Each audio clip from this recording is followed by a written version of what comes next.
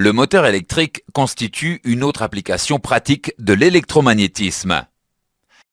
La fonction d'un moteur est de convertir l'énergie électrique en énergie mécanique.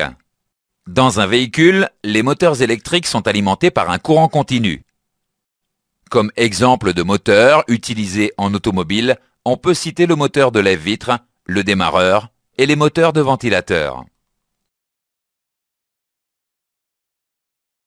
Les principaux composants d'un moteur électrique sont l'induit ou électroaimant, les aimants permanents, les balais et le collecteur d'induit. Vous pouvez obtenir des informations complémentaires en vous déplaçant avec la souris sur les zones sensibles du dessin.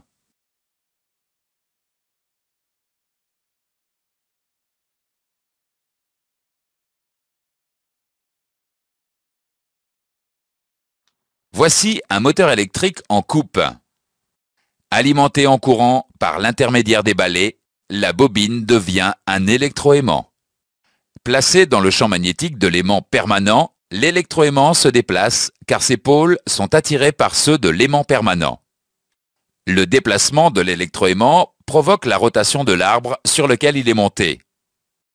Comme l'arbre tourne, les extrémités de la bobine ne sont plus en contact avec les balais. Quand la bobine n'est plus alimentée, elle ne subit plus l'action du champ magnétique de l'aimant permanent et le mouvement s'arrête.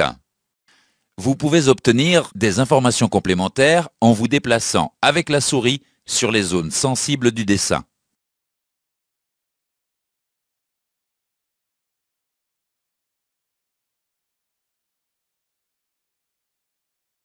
Pour maintenir le mouvement, on dispose plusieurs bobines régulièrement autour de l'induit.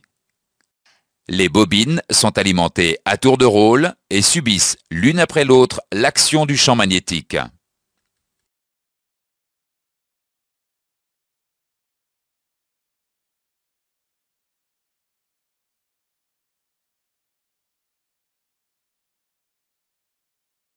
Vous pouvez obtenir des informations complémentaires en vous déplaçant avec la souris sur les zones sensibles du dessin.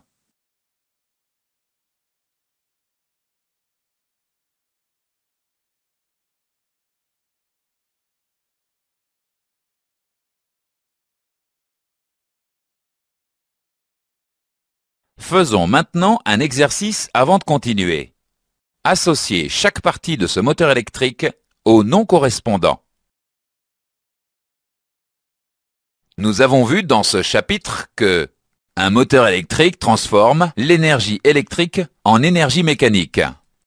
Des bobines montées sur l'arbre du moteur électrique sont alimentées à tour de rôle par les balais.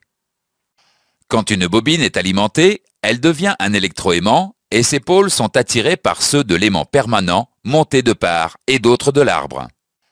La rotation de l'arbre se maintient car les bobines sont alimentées l'une après l'autre par les balais.